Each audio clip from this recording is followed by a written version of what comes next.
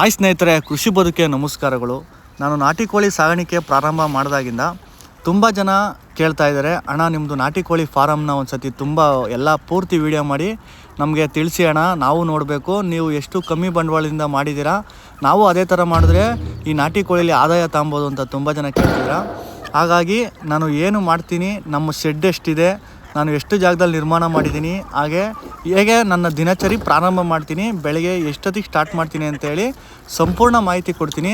ಯಾರೂ video skip ಮಾಡಿಬಿಡಿ, ಲಾಸ್ಟ್ವರೆಗೂ ನೋಡಿ. ತುಂಬ ಮಾಹಿತಿ ಇದೆ.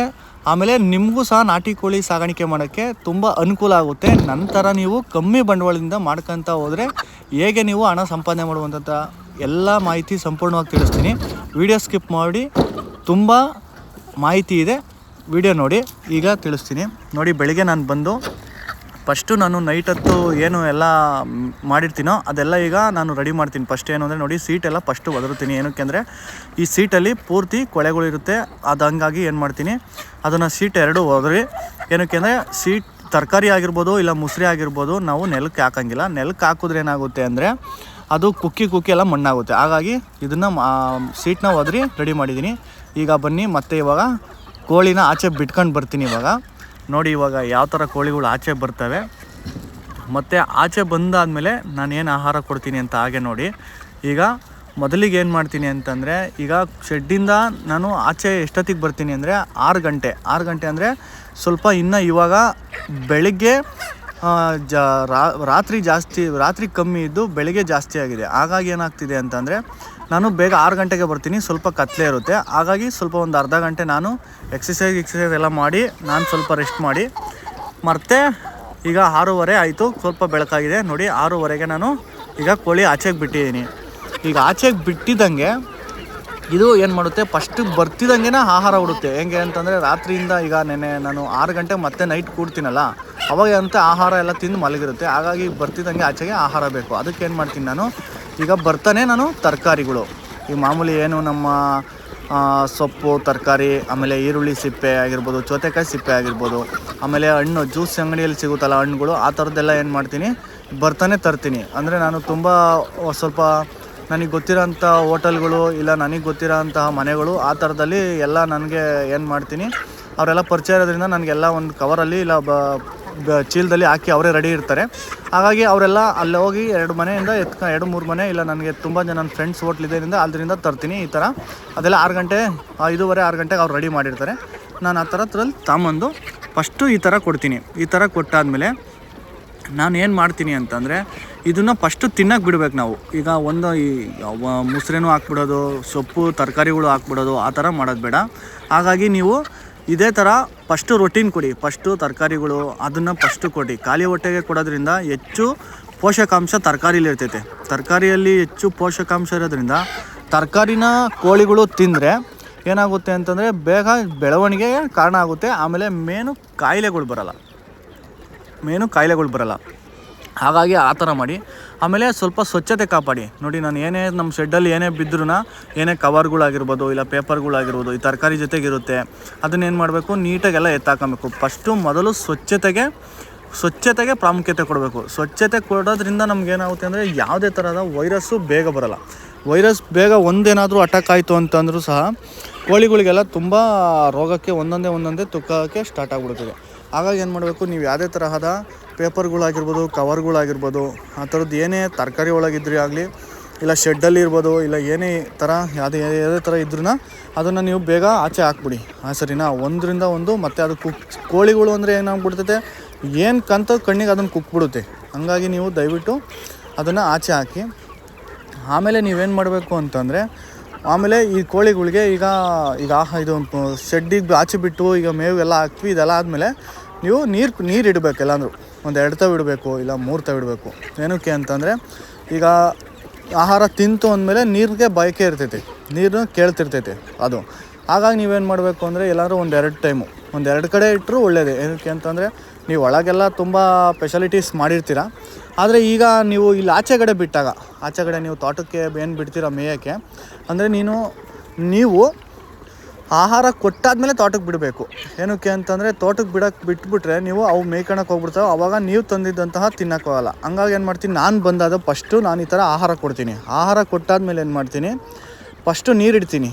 ನೋಡಿ ನೀವೇ ನೋಡ್ತಿರ್ಬೋದು ನಾನು ಹೇಗೆ ಅದನ್ನು ಕ್ರೇಟೆಲ್ಲ ಸ್ವಚ್ಛತೆ ಮಾಡಿ ಈಗ ಡೈಲಿ ನೀರನ್ನ ಚೇಂಜ್ ಮಾಡಿಬಿಡ್ತೀನಿ. ಏನಕ್ಕೆ ಅಂದರೆ ಯಾವುದೇ ವೈರಸ್ ಬರೋಲ್ಲ.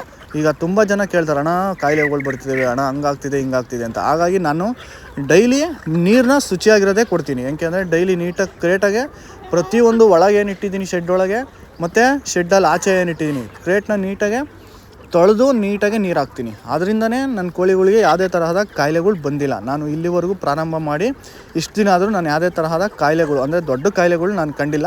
ಸಣ್ಣ ಪುಟ್ಟ 1-2ಕ್ಕೆ ಬಂದಿದೆ, ಅದನ್ನು ನಾನು ಹೆಂಗೆ ಫೇಸ್ ಮಾಡಿದೆ ಅಂತಲೂ ಮುಂದೆ ಹೇಳ್ತಾ ಹೋಗ್ತೀನಿ.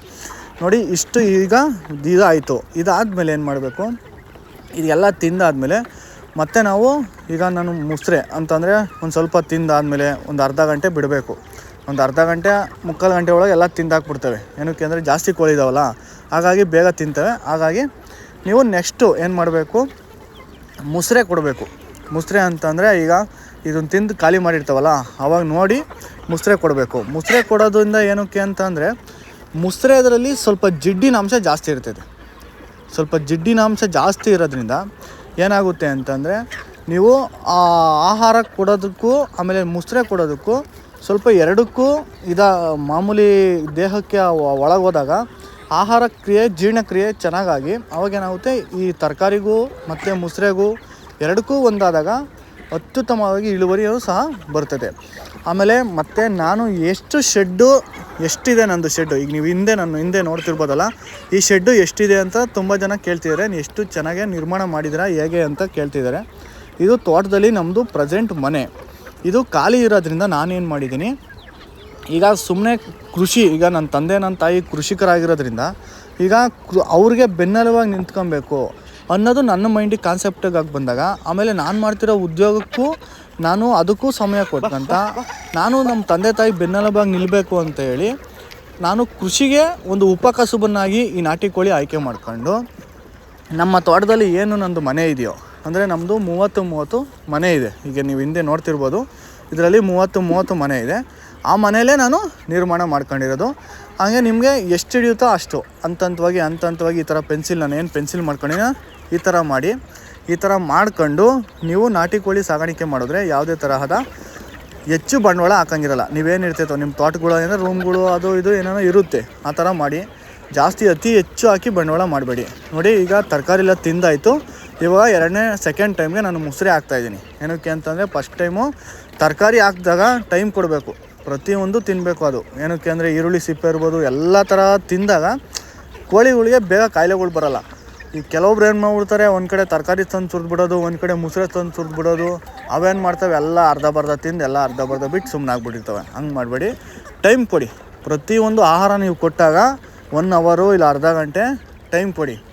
ಟೈಮ್ ಕೊಟ್ಟಾಗ ಏನು ಮಾಡ್ತವೆ, ಹೊಟ್ಟೆ ಹಸ್ದಾಗ ಏನು ಸಿಗುತ್ತೋ ಅದನ್ನು ಪೂರ್ತಿ ತಿಂದ್ಬಿಡ್ತವೆ. ಹಾಗಾಗಿ ಬೆಳಗ್ಗೆ ಹೊತ್ತು ತರಕಾರಿ ಕೊಡಿ. ತರಕಾರಿ ಕೊಡೋದ್ರಿಂದ ಯಾವುದೇ ತರಹದ ವೈರಸ್ಗಳು ಬರೋಲ್ಲ, ಯಾವುದೇ ತರಹದ ಕಾಯಿಲೆಗಳು ಬರೋಲ್ಲ, ಬೇಗ ಇದಾಗುತ್ತೆ. ಹಾಗಾಗಿ ತರಕಾರಿ ಆದಮೇಲೆ ಮುಸ್ರೆ ಕೊಡಿ. ಮುಸ್ರೆ ಕೊಟ್ಟಾದಮೇಲೆ ಸ್ವಲ್ಪ ಹೊತ್ತು ಏನು ಕೊಡಬೇಡಿ, ಒಂದು 12-1 ಗಂಟೆವರೆಗೂ ಏನು ಕೊಡಬೇಡಿ. ಚೆನ್ನಾಗಿ ಬಿಸಿಲಾಗಿರೋದ್ರಿಂದ ಕೋಳಿಗಳಿಗೆ ಬೇಗ ವೈರಸ್ ಅಟ್ಯಾಕ್ ಆಗೋಲ್ಲ. ಆದಷ್ಟು ಬಿಸಿಲು ಜಾಸ್ತಿ ಇರಲಿ. ಬಿಸಿಲು ಜಾಸ್ತಿ ಇದ್ದಷ್ಟು ಏನಾಗುತ್ತೆ ಅಂದರೆ ಮೈ ಹಗುರಾಗುತ್ತೆ. ಇವಕ್ಕೇನಾಗುತ್ತೆ ಅಂದರೆ ಮೈ ಹಗುರಾದಾಗ ಯಾವುದೇ ತರಹದ ಏನುಗಳಾಗಿರ್ಬೋದು ಇಲ್ಲ ಕ್ರಿಮಿಕೀಟಗಳಾಗಿರ್ಬೋದು ಯಾವುದೇ ತರಹದ್ದು ಇರಲ್ಲ. ಹಾಗಾಗಿ ಈಗ ನಾನು ಏನು ಸಂಪೂರ್ಣ ವೀಡಿಯೋ ನೋಡ್ತಾ ಇದ್ದೀರಾ, ಈಗ ನಾನು ಏನೇನು ಮಾಡ್ತಿದ್ದೀನಿ, ಯಾವ ಥರ ನಾನು ಶೆಡ್ ನಿರ್ಮಾಣ ಮಾಡಿದ್ದೀನಿ ನೋಡ್ತಿರ್ಬೋದು. ಇಲ್ಲಿಂದನೂ ಈಗ ನಾನು ಮನೆ ಮುಂದೆಯಿಂದನೂ ವೀಡಿಯೋ ತೋರಿಸ್ತಾ ಇದ್ದೀನಲ್ಲ, ಈ ಥರ ಈಗ ಆಚೆಗೆ ಬಿಡೋದ್ರಿಂದನೂ ಪೆನ್ಸಿಲ್ ಮಾಡ್ಕೊಬೇಕು ನೀವು.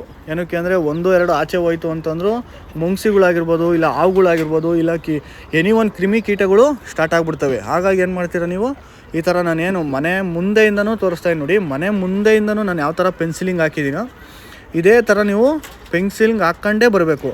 ಈ ಥರ ನೀವು ಪೆನ್ಸಿಲ್ ಹಾಕ್ಕೊಂಡು ಸುತ್ತಲೂ ನೀವು ಎಷ್ಟು ಬೇಕೋ ಅಷ್ಟಕ್ಕೆ ತೋಟದಲ್ಲಿ